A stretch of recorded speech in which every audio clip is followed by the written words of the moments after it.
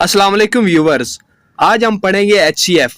HCF क्या होता है और इसे कैसे फाइंड किया जाता है, तो इस वीडियो में मैं आपको डिटेल के साथ समझाऊंगा। तो पहले आपसे एक छोटी सी रिक्वेस्ट है कि अगर आप मेरे चैनल पर नहीं हुए तो काइंडली इसको सब्सक्राइब कर लें। तो सबसे पहले हम ये जानेंगे कि HCF क्या होता है। जब हमें HCF के बारे में पता चल जाएगा तो इसे फाइंड करना कोई मुश्किल काम नहीं है। तो चलिए पहले समझ लेते हैं कि HCF क्या होता है। HCF का मतलब होता है हाईएस्ट कॉमन फैक्टर, यानी हाईएस्ट कॉमन फैक्टर को शॉर्टकट बोलते हैं HCF। H से हाईएस्ट, C से कॉमन, F से फैक्टर। अब थोड़ा समझ लेते हैं कि हाईएस्ट कॉमन फैक्टर क्या होता है। तो यहाँ पर आपको समझ आ जाएगी कि हाईएस्ट कॉमन फैक्टर क्या होता है। तो देखें, the greatest number which divides two or more given numbers simultaneously is called their HCF। तो वो ग्रेटेस्ट नंबर यानी वो बड़े से बड़ा नंबर जो एक ही वक्त में दो या दो से ज्यादा दिए गए नंबर्स को डिवाइड कर सके, तो उस ग्रेटेस्ट नंबर को HCF कहते हैं। फॉर एग्जाम्पल, तो कोई अगर हमें कहता है कि 8 और 10 का HCF फाइंड करें, यानी वो ग्रेटेस्ट नंबर फाइंड करे जो 8 को भी डिवाइड कर सके और 10 को भी डिवाइड कर दे, तो वो ग्रेटेस्ट नंबर होगा 2। यानी ये 2 ही वो ग्रेटेस्ट नंबर है जो एक ही टाइम में 8 को भी डिवाइड कर सकता है और 10 को भी डिवाइड कर सकता है। ठीक है, 2 4 टाइम 8, 2 5 टाइम 10। तो ये जो 2 है ये 8 और 10 का HCF है। तो यहां तक आपको समझ आ गई होगी कि HCF क्या होता है। अब HCF को फाइंड कैसे किया जाता है, तो चलिए चलते हैं, सीखते हैं कि HCF को कैसे फाइंड किया जाता है। फॉर एग्जाम्पल, हमें दो नंबर दिए जाएं 21 48, तो इसका हमने HCF फाइंड करना है। तो हम HCF कैसे फाइंड करेंगे, तो अभी जो मैं मेथड यूज करने वाला हूं इसे कहते हैं प्राइम फैक्टराइजेशन मेथड। तो हम प्राइम फैक्टराइजेशन मेथड को यूज करते हुए 21 और 48 का HCF फाइंड कर लेंगे। तो सबसे पहले 21 की हम प्राइम फैक्टराइजेशन करेंगे। अब प्राइम फैक्टराइजेशन कैसे की जाती है यहाँ पर अभी आपको समझ आ जाएगी। 21 को यहाँ पर लिखेंगे। अब वो स्मॉलेस्ट हम टेबल इस पर रीड करेंगे जो इस पर रीड हो सकता है। अब 2 का टेबल तो इस पर रीड नहीं हो सकता, तो 3 का इस पर रीड हो सकता है। 3 7 टाइम 21।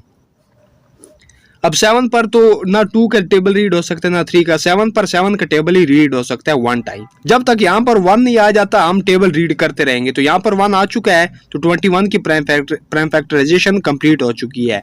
अब हम 48 की प्राइम फैक्टराइजेशन करेंगे। तो लास्ट में इवन नंबर है, इट मीन्स इस पर 2 का टेबल रीड हो सकता है।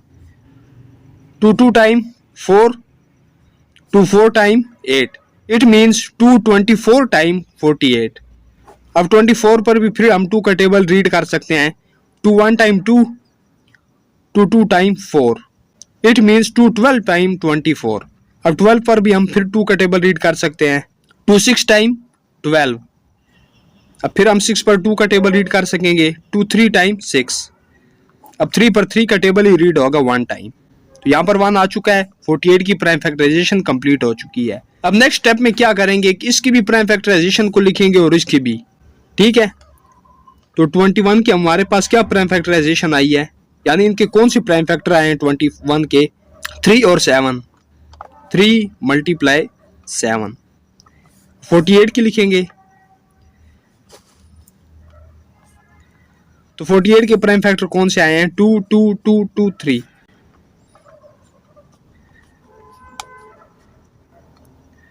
अब नेक्स्ट स्टेप में हम इनमें जो कॉमन फैक्टर आ रहा है वो हम फाइंड कर लेंगे। ठीक है, तो इनमें कॉमन फैक्टर कौन सा है, ये देखिए 3 इधर भी है और इसमें भी है, तो ये हमारे पास कॉमन आ गया। अब और कोई ऐसा नंबर नहीं है जो दोनों में आ रहा हो। ठीक है, तुम्हारे पास एक कॉमन नंबर कौन सा आ गया, 3। तो यही HCF होगा किस किस का, 21 और 48 का। तो यहां पर हम लिखेंगे HCF of 21 48 is equal to 3। यानी यही 3 21 और 48 का HCF है। यानी ये 3 वो ग्रेटेस्ट नंबर है जो एक ही टाइम में 21 को भी डिवाइड कर सकता है और 48 को भी। अब हम 3 नंबर्स का HCF फाइंड करना सीखेंगे। तो पहले हम 18 की प्राइम फैक्टराइजेशन कर लेंगे। तो 2 का टेबल रीड होगा 2 9 टाइम 18। अब 9 पर 3 का टेबल रीड हो सकता है 3 3 टाइम 9। 3 पर 3 का टेबल ही रीड होगा 1 टाइम। अब हम 30 की प्राइम फैक्टराइजेशन करेंगे। तो लास्ट पे 0 है, इसका मतलब है कि इस पर 2 का टेबल रीड हो सकता है। 2 15 टाइम 30, 15 पर 3 का टेबल रीड होगा, 3 5 टाइम 15। अब 5 पर 5 का टेबल ही रीड हो सकता है 1 टाइम, 5 1 टाइम 5। अब 90 की प्राइम फैक्टराइजेशन करेंगे तो 2 का टेबल ही रीड होगा, 2 4 टाइम 8, तो यहाँ पर 8 कंप्लीट हुआ, 1 इधर चला गया। जब 1 इधर चला जाएगा तो यहाँ पर पहले से 0 है ना, तो जब 1 साथ मिलेगा तो कितना हो जाएगा 10, यानी यहाँ पर 8 कंप्लीट हुआ था ना, 2 4 टाइम 8, तो 1 बच गया ना, 1 0 के साथ मिल गया तो कितना हो गया 10। 2 5 टाइम 10, इट मीन्स 2 45 टाइम 90। अब 45 पर तो 2 का टेबल रीड नहीं हो सकता, तो इस पर 3 का टेबल रीड होगा, ठीक है। 3 1 टाइम 3, तो यहाँ पर 3 कंप्लीट हुआ, 1 इधर चला गया तो 15 हो गया। 3 5 टाइम 15, इट मीन्स 3 15 टाइम 45। अब 15 पर फिर हम 3 का टेबल रीड कर सकते हैं, 3 5 टाइम 15। अब 5 पर और कोई टेबल रीड नहीं हो सकता सिवाय 5 के, तो 5 1 टाइम 5। तो इन तीनों नंबर की प्राइम फैक्टराइजेशन हो चुकी है। अब सबसे पहले हम 18 के प्राइम फैक्टर लिखेंगे। तो 18 के फैक्टर कौन से आए हैं, 2 3 3। अब 30 के फैक्टर लिखेंगे तो 30 के क्या फैक्टर आए हैं, 2 3 5। अब 90 के फैक्टर लिखेंगे तो क्या आए हैं, 2 3 3 5।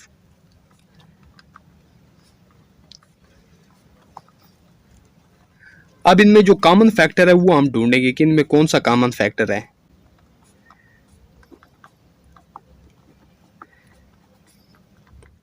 तो यहां पर देखें 2 इसमें भी है, इसमें भी है और इसमें भी है।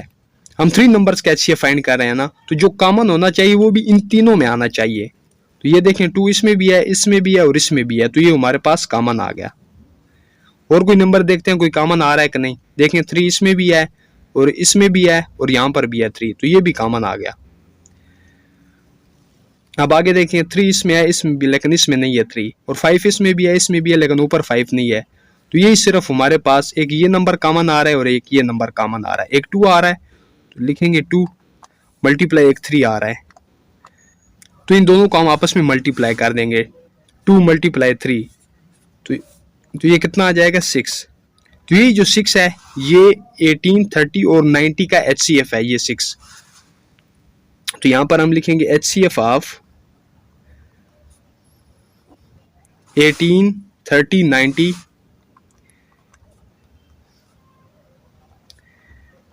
Is equal to 6। इस तरह मैं एक और आपको बताता हूँ।